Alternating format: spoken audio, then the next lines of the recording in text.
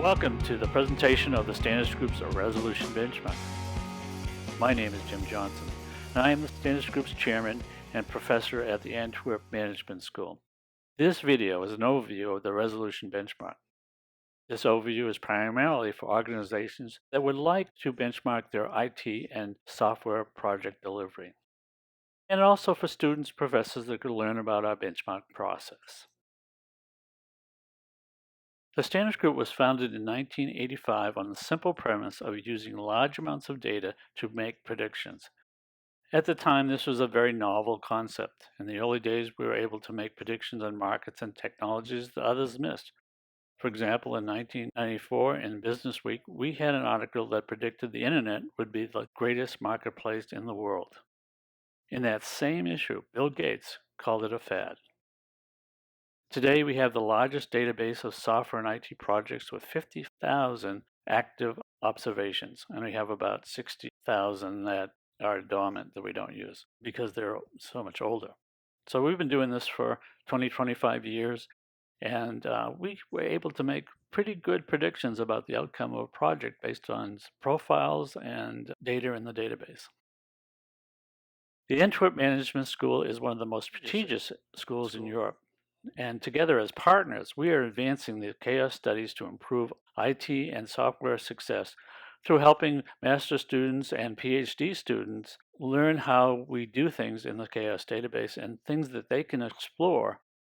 For example, we just worked with a PhD student to look at some of the things we're doing with project delivery. We also were working with a master student that we looked at whether enterprise architecture has an effect on projects. And that person's creating a paper for that, which should be out soon, and we're kind of excited about that. So together as partners, we're working with other schools as a team effort to be able to advance the technologies, and Antwerp Management School is leading the charge with us. Today, we are going to define resolution benchmark and lay out the steps to accomplish this benchmark. I think you'll find it very interesting how we do this. The resolution benchmark is a simple version of what we call the certified benchmark, which we go in for days and even weeks to certify our organization's benchmark and delivery process. In this version, basically it's an online skills assessment that you do in person, and we do a little layout of the organization, and so we kind of have that. In the certified benchmark, we would actually do multiple work groups, and we would walk through the organization a few times and have members of the organization spend time with us. So it's pretty intense. In our profiles, we're only doing 14 items that we look at. We're not doing massive amounts of data collection there. It's just a very simple version. In the certified benchmark, we do over 80 items and we have worksheets. We don't have any worksheets in the certified benchmark. We also limit the number of projects. We're only going to be looking at 25 to 35 projects. So we're keeping the project population down. So if you have more than that, we have to do a random selection. We can decrease the time that we're looking at. We like to do at least a year. So a lot of organizations or departments of organizations have 25 to 35 projects.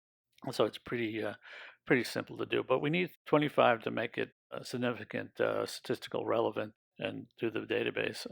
35 is sort of the maximum we think you can do in the amount of time we're talking about. And we're talking about 4 to 5, 6 hours to do the benchmark from start to finish. So a lot of it's self-service. It decreases the time and cost, of course, because time is money. And whether you have to pay for this or not, you're going to have to put effort and resources in it. And of course, we hope you pay for it. In that case, we want to tell you about the chaos database. The chaos database itself is very, very large. We have over 1,000 organization profiles, and we're working on this for 25 years.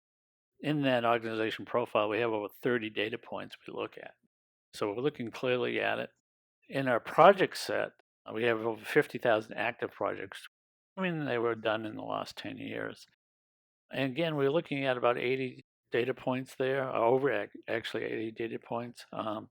And that gives us a feel for the project before and after. So these are post implementation projects, so they have to be implemented, or they were canceled, which is the failure factor.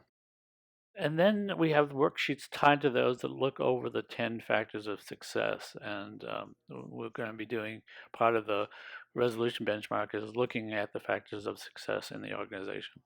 So we think we have well over 150 man years of insight into projects that are done. This is, again, fairly substantial. It's fairly expensive to do. We're pretty proud of this database and the things that we've been trying to accomplish over the last few years. So let's look at now the organization. Again, we're only looking at about 25 to 35 projects, so maybe you have to do 2 years if you don't have enough, or maybe you have to do a random selection if you have more. We're looking for a small group or division within our organization. You can do enterprise, but this is not for that. If you have multiple organizations you want to test, you might be able to do a few small groups of the benchmark. So you can compare one organization against another. If you want to benchmark, this is a nice way to do it, and maybe IT management or the PMO would like to know. And it's a good, easy step. And it's a good step later if you want to get involved in the certified benchmark because you kind of see the process. But you need to commit. We need a sponsor that's going to be able to stand up for it. We need to put 4 to 5 hours worth of work, some pre-work going on. And you really need about 1 or 2 people to look at it. Again, it's not time consuming, but it does need some care and loving to do it. So now we're going to go on to the detail of the organization. Okay, so there's only really 4 questions in the beginning or part one, we call it, and that's the general information. What's the company name? That's very easy. The industry you're in, size. Size is like large, medium, and small.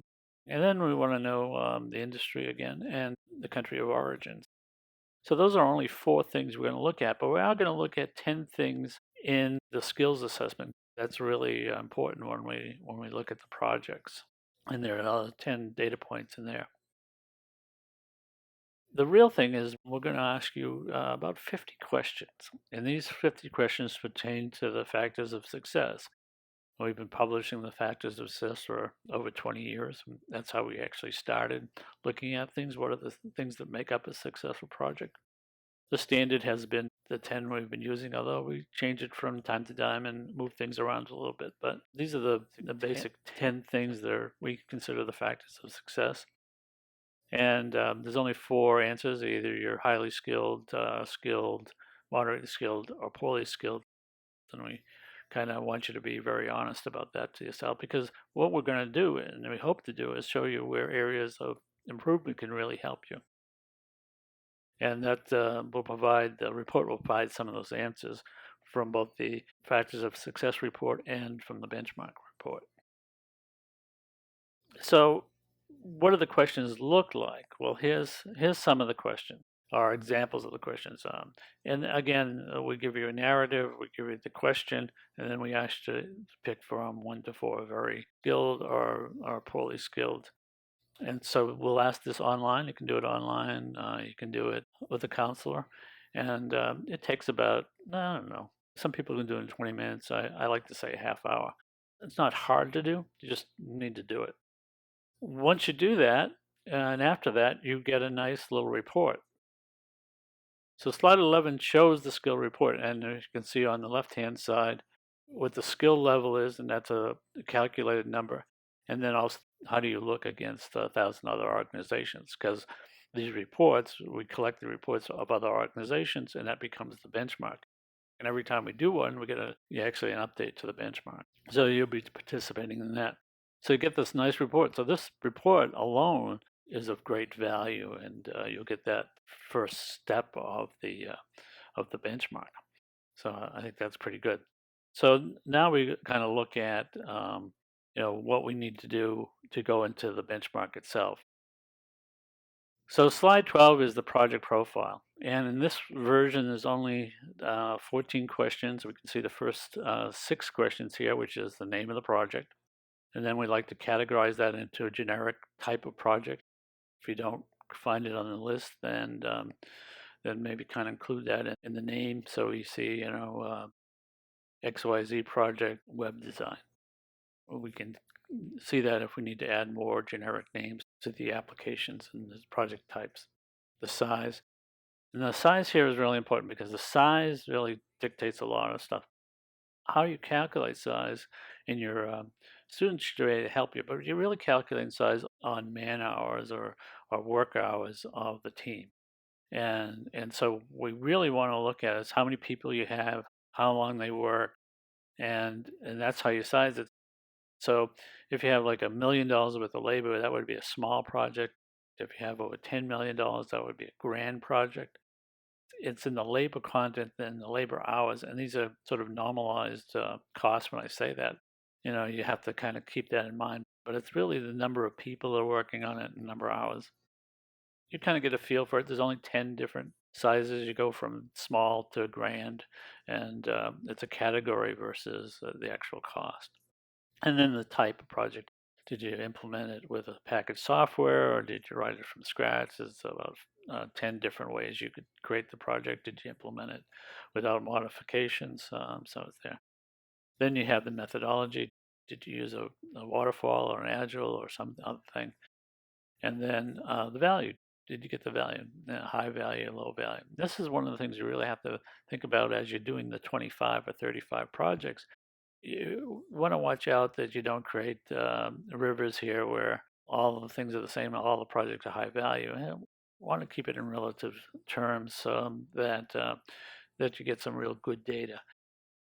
Again, this is like lying to your doctor. If you don't sort of tell the truth here, you're not going to get any good diagnosis of what your output is. Maybe you want a nice clean benchmark report to show to your management, or you want a benchmark report that actually shows the real state of the company.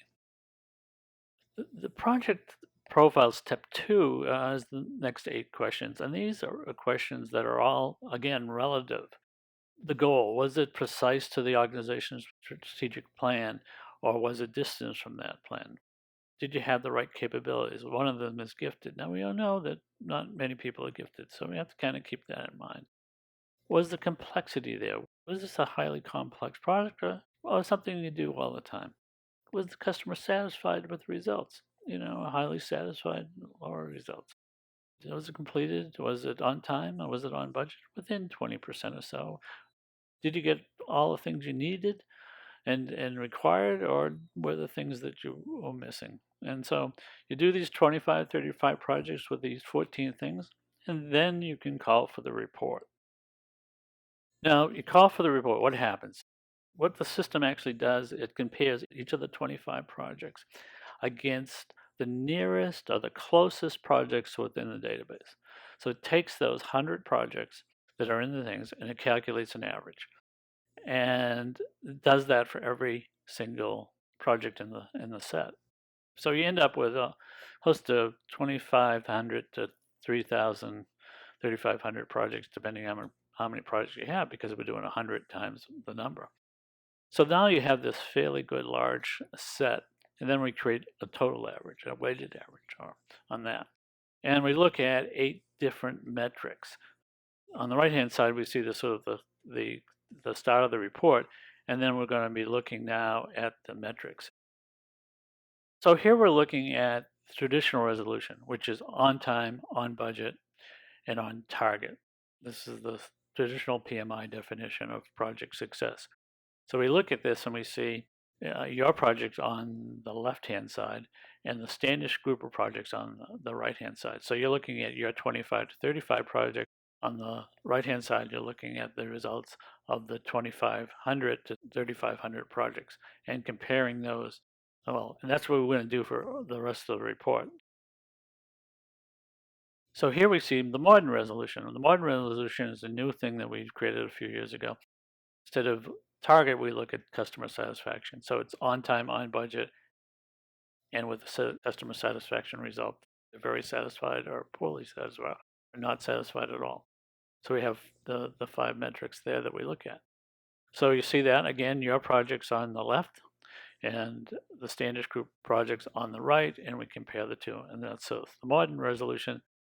Then we compare value, and remember the value, and we look at that. Your project's on the left, our project's on the right.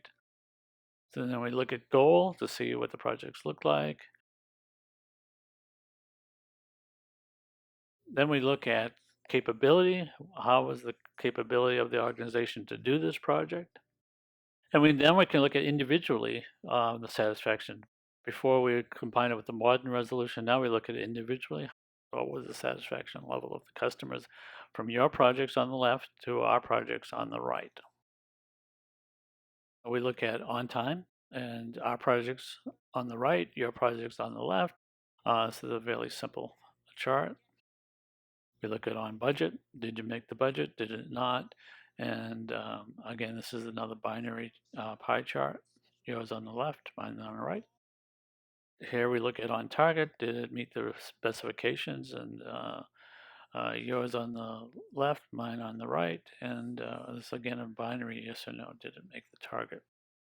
And so that is what the report is. Again, it's simple benchmark, simple reporting. You get a nice 6-page report, I think it comes out to be when we look at it in total. And you can use this to do project improvement. You can do it to show that your management how you stack up. You can do it this year, then try and see how you improve next year. You could do 3 years past, so you go back 3 years and do one for 3 years ago. How did you did, and then do it so you can do multiple ones of these.